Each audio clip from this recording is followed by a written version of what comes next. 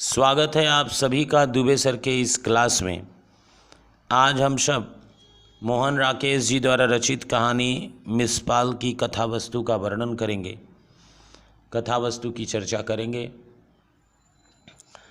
मिसपाल मोहन राकेश द्वारा लिखी गई एक प्रसिद्ध कहानी है। प्रस्तुत कहानी का केंद्र मिसपाल नामक एक महिला है और उसकी कथा वस्तु उसी के इर्द गिर्द घूमती है। कहानी की शुरुआत में मिसपाल की मुलाकात रणजीत सिंह से होती है। दोनों बहुत दिनों के बाद एक दिन अचानक रायसन में मिलते हैं और जब रणजीत की बस मनाली से आ रही थी और रायसन के पास रुक गई थी, तब उसे एक औरत पोस्टमास्टर से बातें करते हुए दिखाई देती है। ठीक से देखने से पता चलता है कि वह खुद मिसपाल है। वह पोस्टमास्टर से निपट कर कुल्लू जाने वाली बस में चढ़ने ही वाली होती है कि रणजीत उसके सामने प्रकट होता है।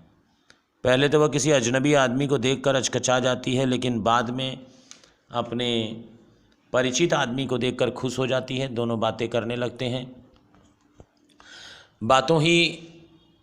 बातों में उसे पता चलता है कि रणजीत 8 दिनों से मनाली में है, फिर भी वह उससे मिलने नहीं आया और कल ही दिल्ली लौटने की बात कर रहा है।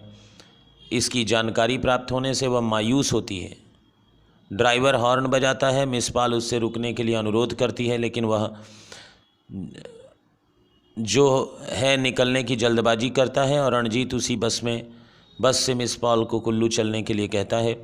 बस में सीट न होने के कारण कंडक्टर उसे भीतर आने नहीं देता। मिसपाल बस में चढ़ नहीं पाती और अफसोस करती है कि वह रणजीत को रोक नहीं सके। बस में बैठा रणजीत दिल्ली में रहती मिसपाल को याद करता है। दिल्ली में मिसपाल सूचना विभाग में नौकरी करती थी और दफ्तर में उसका लोगों से मनमुटाव था और वह किसी से बातें नहीं करती थी। दफ्तर के लोग उस पर भद्दे कमेंट करते थे, जिससे उसे बहुत चिढ़ होती थी। दफ्तर में केवल रणजीत से ही कोई शिकायत नहीं थी उसको। मिसपाल राजेंद्र नगर में अकेली रहती थी। उसका रणजीत के घर आना जाना था और रणजीत भी अपनी बहनों के साथ उसके घर जाता था। रणजीत नहीं चाहता था कि वह दिल्ली की नौकरी छोड़ दे। वह मिसपाल को नौकरी न छोड़ने के लिए समझाता भी है, लेकिन मिसपाल का दफ्तर के लोगों के बीच दम घुटने लगा था। इसलिए वह नौकरी छोड़ दी तथा कुल्लू मनाली के बीच किसी छोटे से गांव में रहने के लिए आई थी। कहानी के मध्य भाग में रणजीत कुल्लू के पास लौटकर मिसपाल से मिलने के लिए उनके घर पहुंच जाता है। वह घर में छत को ताकते हुए वैसे ही बैठी थी जैसे दिल्ली के घर में बैठी रहती थी। रणजीत घर में बैठने के लिए जगह देखता है, लेकिन कुर्सी पर कपड़े पड़े हुए हैं। मिसपाल उसे बैठने के लिए कपड़े हटा देती है और वह बैठ जाता है। उसके लिए चाय बनाने की तैयारी करती है, लेकिन वह मना करता है। दोनों बातें करने लगते हैं और रणजीत को मिसपाल की कुत्ते पिंकी की याद आती है और उसके बारे में पूछता है तो पता चलता है कि वह अब नहीं रहा। उसे यहाँ किसी ने कुछ खिला दिया और वह मर गया। मिसपाल उसके जाने से बहुत ही उदास रहती हैं और रणजीत उसका मूड बदलने के लिए दूसरी बातें करता है, लेकिन वह जानना चाहती है कि दफ्तर के लोग उसके बारे में क्या बातें करते हैं।